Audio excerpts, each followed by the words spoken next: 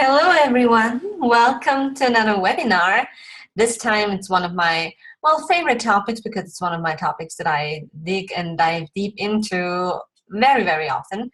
And it's oils for digestion. And I hope the puppy, my dog, stays calm and quiet. I'm afraid there will be a lot of people outside in the fields. So I'm sorry. I'm already sorry for any barking that might occur. But back to the oils. So oils for digestion. It's a topic that I'm super passionate about because my digestion, especially my stomach, is quite sensitive. So it's something I use the oils for on a regular basis, like very, very often. Sometimes just to make sure I'm feeling well, and sometimes after I already, have that weird queasy feeling in my belly already.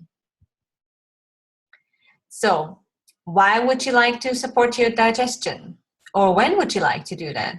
Of course, after you had some heavy meals, while traveling. So if you easily get sick on planes or long car rides or boats, of course, then there are some oils that are great to take with you.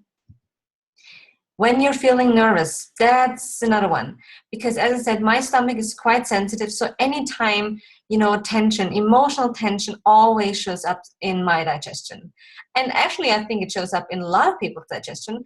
But if you're not kind of feeling sick right at the moment that you're feeling bad, and you have, constipation or diarrhea, the last two people not always connect with, their emotional state. And think about how many herbs and spices are used for cooking that are great for digestion. Oftentimes we don't even know. We don't even know that they originally were cooked with the meals to help us digest them more easily. I mean, back in the days, like good food, good meat, like fresh meat wasn't always available. So people were trying to make sure they had help by nature to digest them properly. So that's why old recipes have, a ton of herbs and spices in them very, very often. And as well, teas and liqueurs are often served after big meals. Here in Europe, we have something called schnapps, and I guess some of you might know this already. It's like a clear distilled alcohol made out of some fruit sometimes, but also herbs and spices. So think about peppermint tea, which is actually often served in many cultures after a big meal. And liqueur, something with anise, or in Greece, like the ouzo, for example. It smells and tastes a bit like licorice, but this is something after a heavy meal, and Greek people love to have heavy meals. You drink an ouzo to help you digest it, so you don't feel as bloated and stuffed and bad after you had, the whole, pork and whatever. And they like to fry things as well, so the ouzo helps a lot. So let's start with a classic, peppermint. This helps reduce bloating, gas, and occasional indigestion. It feels and also tastes very refreshing, so it's great if you want to refresh your breath as well. And you can inhale it during rough flights or even boat rides. So peppermint oil is an oil that I never leave the house without with. I know I say that about probably every second oil, and yes, I do travel with quite a lot of oils. But peppermint, I always make sure if I travel, which I have done, especially in last year, often, very, very often, I always have peppermint on hand. First of all, if I feel kind of weird and, the plane is coming down like this to land, then I like to inhale the peppermint. I just rub it between my hands and hold in front of my nose and just breathe it in deeply. And if there's a ton of people, you're waiting at security even, sometimes this, crowdedness can give me a feel. I don't have I don't feel like crowded spaces are a big problem for me, but sometimes if you have to wait for a long time and there's a ton of people and everybody's getting kind of nervous and mad and angry, the energy in the room changes. That's something that affects me quite often. So I like peppermint to put a drop onto the back of my neck if this happens and inhale it as well. And sometimes just to make sure I get like the most benefit out of it, additionally, I put a drop just right onto my tongue. It's very refreshing, like very minty, but this also, helps me feel alert, awake, but still calms my stomach as well. So that's a pretty good combination, I think. Then black pepper. There are a lot of dishes that are cooked with pepper, right? A lot of rubs for meat, be beef or pork, whatever, contain pepper. And the black pepper oil also contains important antioxidants. It enhances food flavors, so that's why you can use it to marinate meat or put into soups or salad dressings. It is kind of hot tasting, but more enhancing. So whatever you have, whatever kind of taste you have in front of you, it enhances it. And it maintains a healthy circulation and aids digestion. So that's why you find pepper in a lot of dishes. And of course, when your stomach is properly, the circulation in your stomach is working properly, this makes it much more easy for your body to digest. So that's how the circle closes. You can use the black pepper, as I said, to cook or inhale it. Just try to inhale it. You'll be surprised by the smell of it, actually.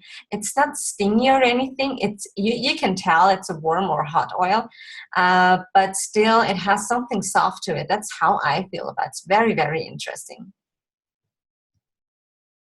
Cardamom is an oil that I love for my stomach. I take a drop internally, or I also rub it onto my belly after overindulging at a meal.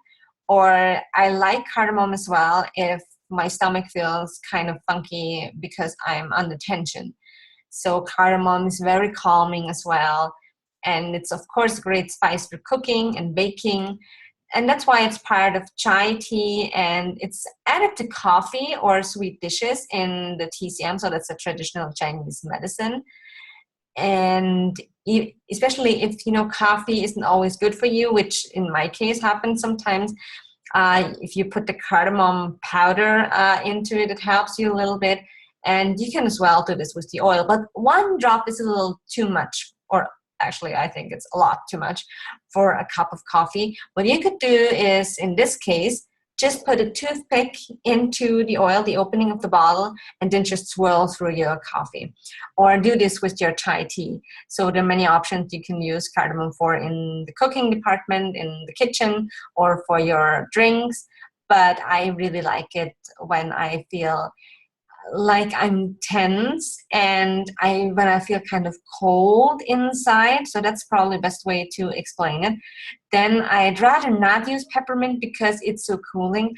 I'd rather use the cardamom and rub it into my stomach and take it internally. And it tastes very interesting. It tastes a bit spicy, but really good, I think.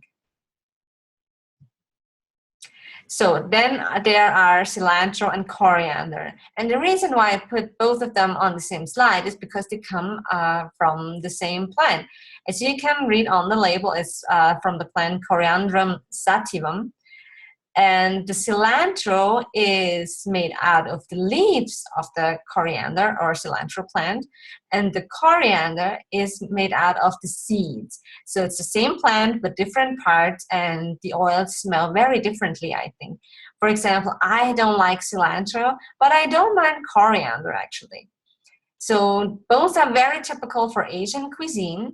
And you can take both of them internally, be it with a sip of water or directly onto your tongue, or just if you fill up a capsule with them, or you rub it onto your stomach, or you inhale them as well. Sometimes when I'm feeling really bad, I do all three types of using them just to make sure, it sticks. And, I want it to work really fast and often. So you can play around with them with the cooking as well. And if you like Asian cuisine, you know that cilantro is very, very often served, the green leaves or in soups and all their dishes. And I'm one of those people, I feel it tastes like soap. So I don't really enjoy cilantro, but it is a great oil. I mean, it can do amazing things, but I'd rather feel drawn to the coriander. So try them both out. I feel the coriander has more of a grounding aroma, and is more calming as the cilantro. But if you get the chance, compare both of them and see what sticks with you. The fennel, of course, the fennel. I mean, you cannot talk about digestive issues without, talking about fennel. We all know there's like fennel tea and, the fennel seeds in a lot of dishes. And if you have a tendency to feel bloated, then use some fractionated coconut oil and a few drops of fennel. Probably 2 drops of fennel will be plenty or enough for your stomach. And then massage your stomach, give yourself a soothing abdominal massage, and you will see how much better you feel afterwards. You can even take a drop in water or tea or straight onto your tongue, or lick it up from the back of your hand if you want to fight sweet tooth cravings. It tastes very, very sweet. So there's a reason why it's called sweet fennel, and I really like it. I know a lot of you guys are horse owners, and a lot of horses like fennel as well. It does taste a lot like licorice, which I actually don't like that much, but just a little drop of fennel oil, it's also, again, more warming than the peppermint. So yeah, as I said, if I have this more bloated feeling and it's not the stomach that's kind of, feeling like a stone in my belly, then I'd rather have some fennel oil. The ginger is also very, very famous for helping with digestive issues. This may help reduce occasional nausea. You can inhale it during car rides, flights, or on boats, and it gives a warm flavor to food and drinks. And I have a story to tell about the ginger.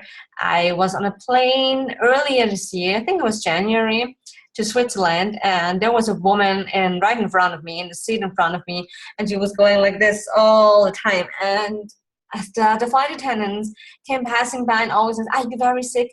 Are you still very sick? Do you need a bag?" And I was like, "Oh, please leave this poor woman alone." I mean, just by asking her every other minute how sick she's feeling. So because she was speaking French and I don't speak French, I, kind of tapped her on the shoulder and gave her my ginger and my peppermint. Let her smell it, and she stuck with the peppermint. She was like, that's kind of better. So it was more of a German, English, a little bit of French in their communication. So I put a few drops of ginger onto the napkins that they were passing around with the snacks, and showed her to inhale it, to put it in front of her nose, which she did the rest of the flight. And it was a very, very small plane, so it was different feeling than on a big plane. And I mean, she was fine. It wasn't a long flight, but she was totally fine getting off the plane. So everything, like all the food, stayed in the woman. So she was quite happy with it and thanked me afterwards. So this is what ginger can do. And that's the reason why I always have it on hand when I'm traveling as well. I also like to take it internally, and I have those little sample vials that, only give out a little drop. So it's a tiny, tiny bottle. Many of you know this. So it's very easy to, just take a drop internally. One tiny drop is not too much. From the big bottle, 1 drop can be plenty because it tastes quite hot as well. So, and then there are the herbal oils like marjoram, oregano, and rosemary. And just to make sure, you all probably tried it already, oregano is a very hot oil, so be very, very careful when taking it internally. Some people, I remember at the pharmacy at one of those events, there was somebody drinking the oregano oil, and I was so shocked because I was so afraid that she was like totally overdosing, and I thought, oh my gosh, this poor one, she will be in pain any second because it's such a hot oil. But she was fine. I mean, she was like, oh no, I mean, spicy but very good. So lucky me, because I usually don't recommend taking oregano internally with just a sip of water. If you'd like to do that, use an empty capsule and put a drop into it and maybe a little bit of carrier oil with it, or you don't have to necessarily, but that's what you can do, and then swallow it. Because it won't feel hot in your stomach, of course, but your mouth, it's too hot for most mouths. That's what I'm thinking. But of course, you can add all those oils to your dishes instead of the dried herbs. But really, really be careful. Always put a drop onto a spoon and then into whatever food you're making, because 2 drops often happen to come out of the bottles, as you know, and then it might be way too much for whatever you're making. So 1 drop really goes a long way. Try the toothpick trick if you don't make a huge amount of food. Or a friend of mine does this. He mixes olive oil with the marjoram, the oregano, the rosemary, I think thyme, he always does, and basil. And it's a little bottle of olive oil, and he has 1 or 2 drops of the essential oil in it. So this makes it much easier for him to cook with it or marinate his salads and dressings with it. So that's a very, very good idea, actually. A wild orange is not as famously known for its digestive properties, but this is another oil you can use with fractionated coconut oil for a soothing abdominal massage or inhale when you're feeling nauseous. So in Europe, here in Italy, we have something, and I think Canadians know this as well, and Australians as well, which is called Aperol. And it's a drink. It's like a liqueur, orange liqueur, and you use some soda water in it and some wine or some sparkling wine, and you mix it, and it's quite a refreshing drink. But it's classically, like the whole Aperol is classically drank before you have a meal, because it activates, it tastes a little bitter, and the oil has a bit of a bitter aroma, I think, as well. If you drink it, it smells super, super beautifully, like sunshine in a bottle. That's what we call it, and that's really how I feel about it. But the taste has a tiny hint of bitterness, and this is what this liqueur has, which is made out of orange as well, like orange peels. So this activates your digestive juices. So that's why wild orange, of course, is also great for anything that has to do with digestion. And if the digestive issue is coming from tension, like emotional tension, then it's a great oil as well, because it's so mood lifting, and it's also kind of helping you with anxiety and nervous situations. So it might not be the classical oil you think about when you think about digestion, but it's a great oil for it. And the other citrus oils like lemon or lime as well, grapefruit, are actually great too. So play around with them whenever you don't feel that well, or many of you I know drink them in their water. So just look how your digestion is actually responding to them. Of course, then there's the digestive blend. It's Digestion, or it's also called in Canada and Australia Zengest. It's the same oil, it just has a different label and a different name, but Digestion equals Zengest. And this oil contains a blend of ginger, peppermint, caraway, coriander, so those are the coriander seeds, anise, tarragon, and fennel. So all of those spices and herbs are great for digestion, as you know, and they're just blended together in this beautiful oil. Another oil that I always carry with me, and funnily, a lot of my girlfriends always carry with them. It's one of our most precious oils, because we don't like to feel sick and overeaten when we're out and about. And there are different products by Digestion or Zengest, and it's the oil, which is pretty much self-explanatory. You can use it like all the other oils, rub into your tummy, take it internally. I don't like to use it in my diffuser because I don't like to smell that much, but I like to inhale it on my hands when I'm feeling kind of acutely unwell. And there are the soft gels, which contain about 3 big or 5 small drops of the oil. Those are just easy, tiny capsules that you can swallow when you're on the go. My husband loves them. I'm more the type for the oil, but my husband just loves to swallow them and, be done with it. And the Digest tabs. Those are tablets that are made with the Digestion oil, and they're especially great if, heartburn is something you experience quite often, but they have pretty much the same reason why you would take them, the Digest tabs, like the oil, but especially if the heartburn is the most commonly problem you have. So on the Sandocrine is the Detoxification blend. You can take this internally to support the body's natural ability to rid itself of unwanted substances. And this means, of course, it supports the healthy liver, lung, kidney, colon, and skin function. So again, there's the oil and there are the soft gels. So the soft gels contain the oil. The oil you can use externally as well. You can even rub it onto your liver if you want to support your liver. And there's something that's called the Detoxification complex out of the Sandocrine line. And this, like the white bottle, doesn't contain the oil, but it contains like herbs that are great for your healthy organ cleansing functions. So what I like to do is the Sandocrine complex, like the white bottle, the capsules in there, you can pretty much take each and every day.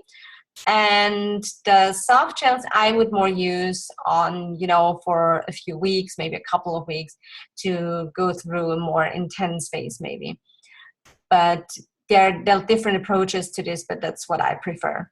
So, and why did I bring up the Sandocrine? Like detoxification, oh, well, yes, liver, lung, colon. I actually once, about 10 or 12 years ago, something like that, I had some issues with my liver. And the way it showed up was that I was feeling really sick all the time. Like my body really had troubles keeping food inside itself.